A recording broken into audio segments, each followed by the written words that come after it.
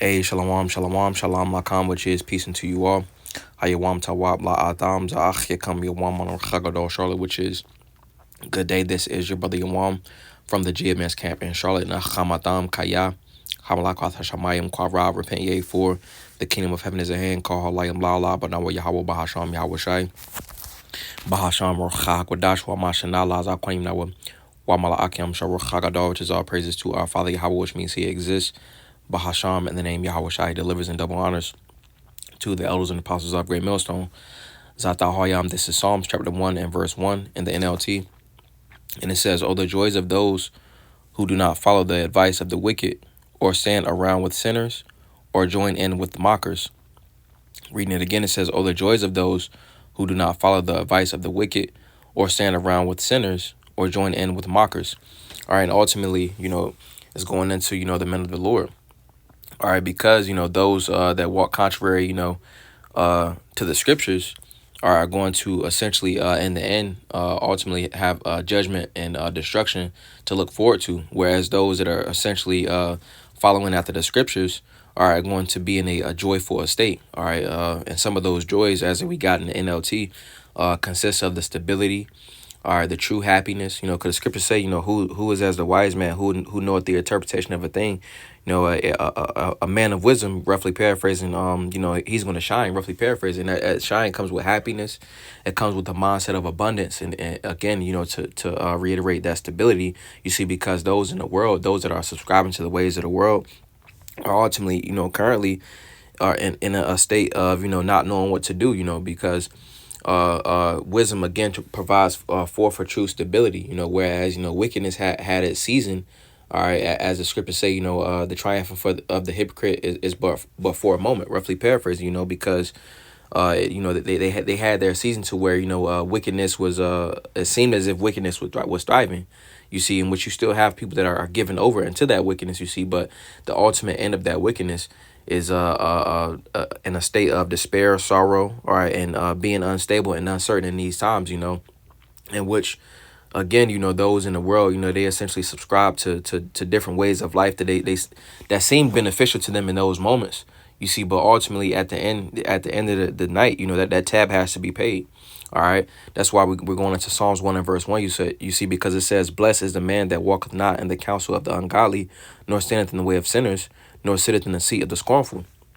All right, because ultimately that man ultimately is going to be blessed, and as this world starts or continues to be dismantled and crumbled, ultimately the men of the Lord have true stability, and we're in a happy state, because the roles are essentially reversing. All right, whereas again, wickedness was in, righteousness is in. Righteousness is always in.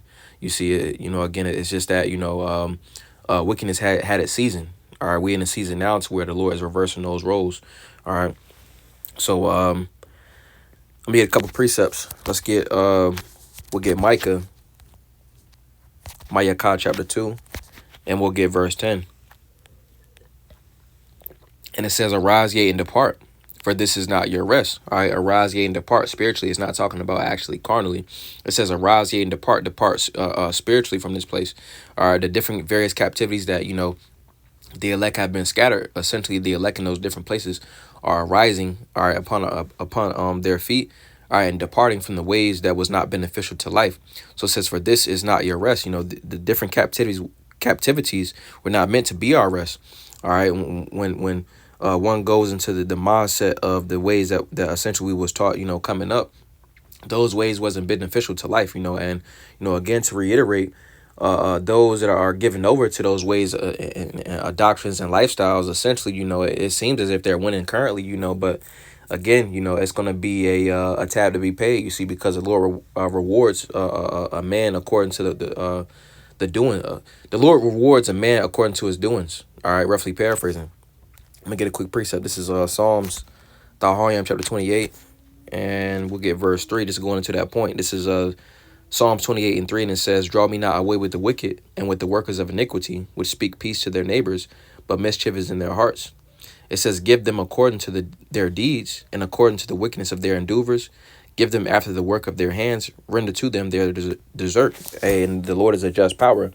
So if you've been working righteousness, you will receive of a righteous reward. On the contrary, if someone was working wickedness, they're essentially going to receive of a wicked reward. They're going to have destruction and judgment, to their inheritance. All right. So continuing on, let's get Isaiah 52, and we'll get verse 1. Because it said, blessed is the man that walketh not in the counsel of the ungodly, roughly paraphrasing.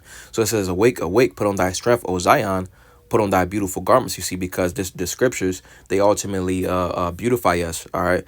It says, awake, awake, put on thy strength, O Zion. All right. The strength is talking about the scriptures. That's our stronghold, It says, put on thy beautiful garments, O Jerusalem, the holy city.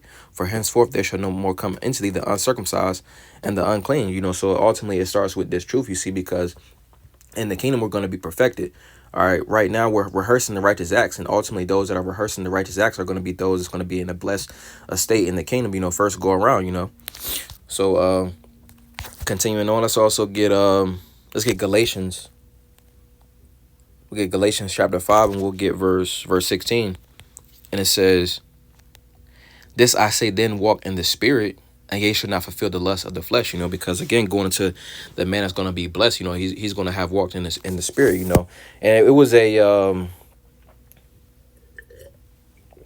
like a old Gadite quote.